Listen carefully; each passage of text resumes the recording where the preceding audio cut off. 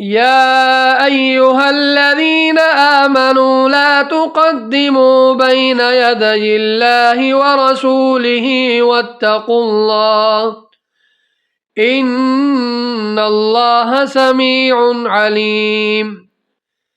يا أيها الذين آمنوا لا ترفعوا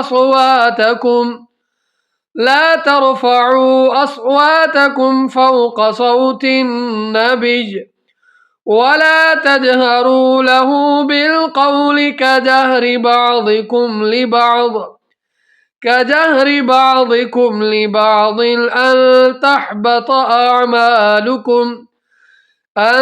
تحبط أعمالكم وأنتم لا تشعرون.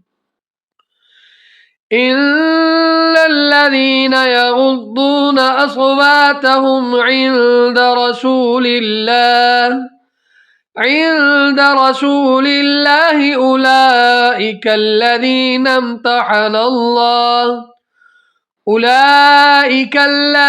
امتحن الله قلوبهم للتقوى لهم مغفرة وأجر عظيم. إن الذين ينادونك من وراء الحجرات أكثرهم لا يعقلون.